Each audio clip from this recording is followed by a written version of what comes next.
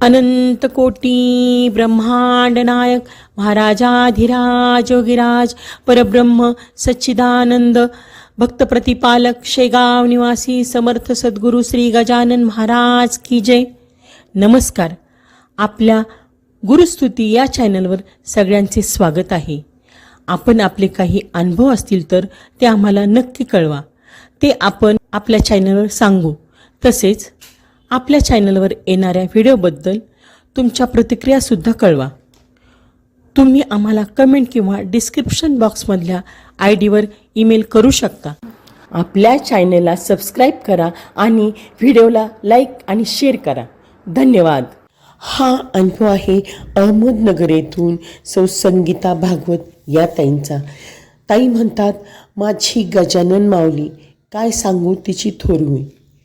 जय गजानन. अहमदनगर, धरमपुरी, निंबलक गाव. गजानन महाराज मंदिर. सहजासनात बसलेली गजानन महाराजांची प्रसन्नचित्त मूर्ती. त्या मूर्तीसमोर मी शांतपणे श्री गजानन विजयाचा 21वा अध्याय वाचते आहे. आणि त्याचवेळी माझा मोठा मुलगा ऋषिकेश तिकडे एका विदेशी कंपनीत ऑनलाईन इंटरव्ह्यू देतो आहे. किंबहुना असं म्हणायला हवं की तो तिकडे ऑनलाईन असताना मी अध्याय वाचन करीत होते. कारण ऋषिकेशनी मला म्हटलं होतं, आई या विशिष्ट वेळात महाराजांना माझ्यासाठी आशीर्वाद माग. महाराज प्रार्थनेला पावले. आज माझा मोठा मुलगा कॅलिफोर्नियाला आहे. महाराजांचा आधार असावा म्हणून मी दिलेला महाराजांचा फोटो त्यांनी जवळ बाळगून ठेवला आहे. मोठ्या मुलाच्या बाबतीत घडलेली घटना लहान शुभमनी अनुभवल्यामुळे त्याच्यासाठी त्याने आईला म्हटलं नसतं तर नवल. शुभमच्या मनाने देशसेवेचा निर्धार करून NDA national defence academy join केलं. भारतीय सैन्यात भरती होण्याचं स्वप्न तो हृदयात बाळगून होता. सैन्यातील शिस्त आपल्या सगळ्यांच्याच परिचयाची आहे.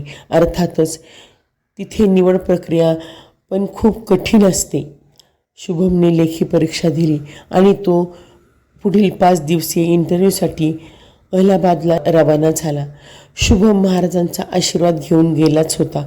4 दिवस पार पडले. 5व्या दिवशी त्याचा फोन आला आणि खास तरुण मुलं बोलतात तसं तो मला म्हणाला, आई गजानन महाराजांकडून काही सेटिंग लाव ना माझ्यासाठी. मग काय, आईच्या भूमिकेतून मी आपलं धरमपुरीचं गजानन महाराजांचं मंदिर गाठलं. तिकडे परीक्षा सुरू होती आणि इकडे महाराजांच्या समोर नामस्मरण. आज माझा मुलगा कॅप्टन आहे. विदेशी कंपनी असू दे किंवा देशसेवा असू दे, माझी गजानन माऊली काय सांगू तिची थोरवी असं आहे. तुम्ही गजानन विजय पारायण करा, माऊलींचं नाव घ्या किंवा नामस्मरण करा, तिच्या अनुसंधानात राहा. गजानन माऊली कृपा सिंधू आहे आणि या कृपेची प्रचिती अगदी नियुक्तीपासून निवृत्तीपर्यंत आहे. निवृत्ती म्हणजे अगदी थेट या जगातून निवृत्त होतानाही माऊलीचा कृपाप्रसाद ज्याला लाभला तो येथून सहज मुक्त झाला. कधी कधी आपण पाहतो की एखाद्याचा अगदी प्राणांतांचा समय येतो, पण प्राण काही निघत नाही. वाट पाहावी लागते. देहाचे हाल होतात, पण त्याही क्षणी महाराजांचा आधार फार मोलाचा ठरतो. माझ्या मावशीच्या बाबतीत असंच काहीसं झालं. आपल्या मराठीत एक म्हण आहे, माय मरो पण मावशी जगो. अर्थात मावशी अगदी आईसारखंच प्रेम करते. माझ्या मावशीनं माझ्यावर आईसारखंच प्रेम केलं. मी माहेरची संगीता बोत्रे. श्रीरामपुरे हे माझं माहेर. लग्नानंतर मी झाले संगीता भागवत.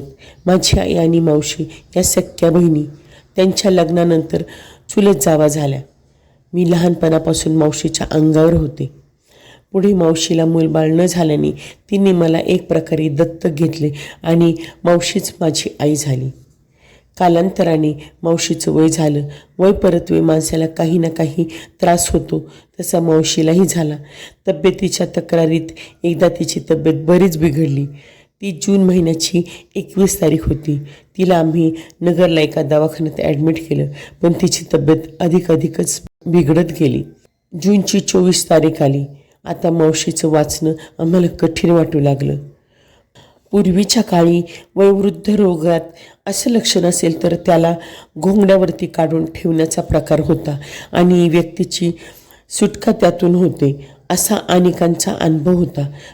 आपण गजानन विजयमध्ये जानराव देशमुखाला घोंगड्यावर काढून ठेवा असं वाचत आलो आहे. हल्ली मात्र बरेचदा व्हेंटिलेटरच्या माध्यमातून तारीख पुढे ढकलण्याचा प्रकार होतो. मावशीला घरघर लागली. तिला व्हेंटिलेटर लावलं. आम्ही गजानन महाराजांना हात जोडले आणि योग्य ते होऊ द्या अशी प्रार्थना केली. महाराजांनी प्रेरणा दिल्याप्रमाणे आम्ही आमच्या फॅमिली डॉक्टरांना दाखवून त्यांचा सल्ला मागितला. ते सिनियर होते, अनुभव होते. त्यांनी सांगितलं, यांना घरी घेऊन जा. विनाकारण बिल वाढवण्यात आणि त्यांचे हाल होण्यात काही अर्थ नाही. 25 जूनला संध्याकाळी तिला श्रीरामपूरला माझ्या भावाकडे घेऊन आलो. तिच्या वेदना घरघर वाढतच गेली. रात्रीचे 11 वाजले पण प्राण अडकून होता. मग मी तिच्या बाजूला बसून महाराजांना प्रार्थना केली. म्हटलं, महाराज, एकतर तिला ह्यातून वाचवा. हिच्या वेदना भगवत नाही किंवा हिला शांत करा, तिची सुटका करा. मी डोळे मिटले आणि जप सुरू केला. गण गण गणात बोते, गण गण गणात बोते. 10 मिनिटे झाले असतील. मला जाणवलं की घरघरीचा आवाज शांत झाला आहे. मी जप तसाच सुरू ठेवला.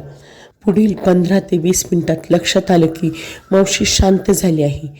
ज्या मावशीनं मला माझ्या वयाच्या 12व्या-13व्या वर्षी गजानन महाराजांची ओळख गजानन विजयाच्या माध्यमातून करून दिली होती, त्याच मावशीला आज मी नामजपाच्या साहाय्याने गजानन महाराजापर्यंत पोचवण्यासाठी मदत केली होती. मावशीच्या त्या शांत झालेल्या चेहऱ्याकडे मी पाहिलं आणि जुन्या आठवणींना उजाळा मिळून मला जोराचा हुंदका आला. मग मी स्वतःला सावरलं. हळुवारपणे माझे डोळे पुसले आणि मावशीचे शब्द मला आठवू लागले. ती म्हणायची, संगीता, महाराज कृपा सिंधू आहेत.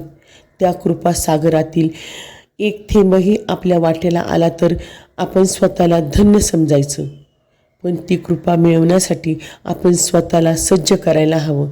त्यासाठी महाराजांची नित्य उपासना करायला हवी. खरं होतं मावशीचं म्हणणं. मी तिथून उठले, महाराजांच्या समोर उभी झाले आणि मावशीचा पुढील प्रवास योग्य दिशेने व्हावा अशी महाराजांना प्रार्थना करून त्यांचं स्मरण केलं.